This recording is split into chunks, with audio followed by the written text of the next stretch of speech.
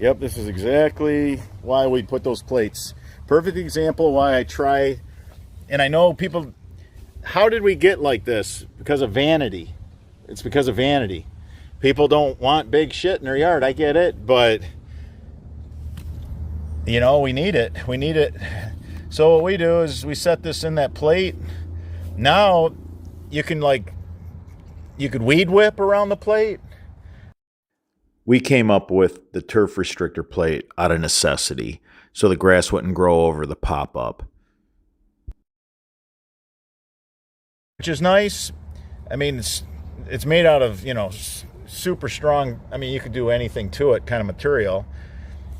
But yeah, when the grass grew over this, it didn't stand a chance. Plus it's full. Yeah, then once it can't daylight, people always say, oh, corrugated pipe, it clogs. No. When it can't daylight, it fills full of shit. That's what it does. If you can't get it out, it has nothing to do with the pipe. This is all about daylighting. This is how important it is to daylight. It's the most important thing to a roof runoff system. Now, I like them further away from the house than this. I mean, this is too close to the cement walk. It's too close to the house for me. So that's why we chose to basically take it out. And you have a yard, it don't break real hard till right there. So I wanted to get it right at the break. Then now this water is just being sent to the street. I feel great about that.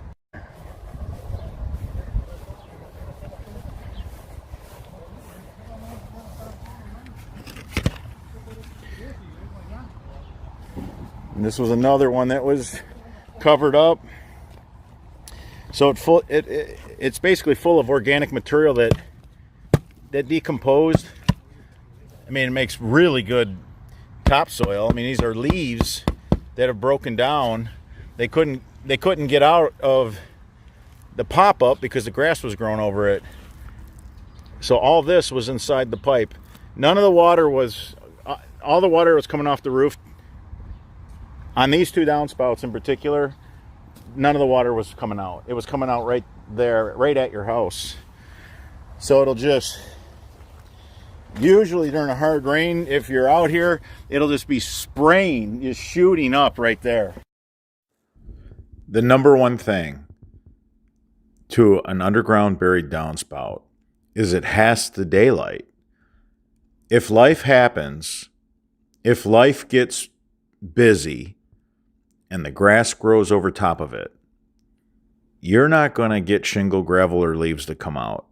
They're going to collect and build up in the pipe. It's just going to plug the pipe. It wasn't the fault of the pipe.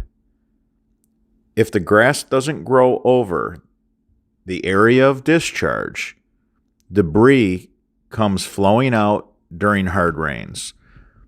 Now, we came up with the turf restrictor plate out of necessity. We kept getting bigger and bigger with our discharge basins. We would go from a pop-up to a 6-inch round to a 9x9 square to a 12x12 square. And finally, it was like, wait a minute. We have this big 12x12 for discharge, and it's holding a bucket of water, which breeds all kinds of disease. It's just a petri dish for your pets and children to get into. The most practical is the pop-up emitter. Very little water is left behind or held in that 90-degree elbow. The thing is, the grass grows over a pop-up too quickly. It's a liability unless you install it with a turf restrictor plate like we do. Again, we came up with this. We came up with this out of necessity. And sometimes it's the simplest things. Really happy to announce that we're getting a mold made so that we don't have to fabricate these by hand. And a lot of labor goes into it since we install so many.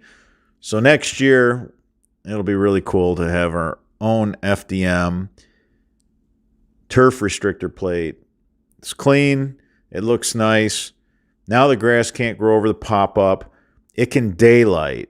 It's going to not only function when you need it, it's not only going to allow the water to flow during those hard rain events, but it's going to let the leaves and shingle gravel and any debris that comes off your roof, it's going to allow it to flow right out of the discharge end.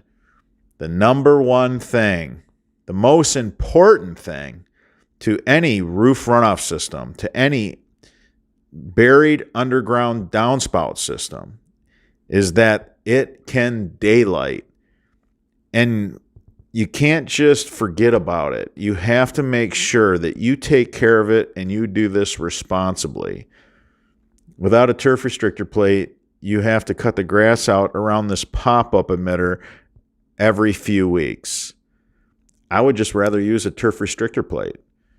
I would just rather put a plate around that pop-up and be done.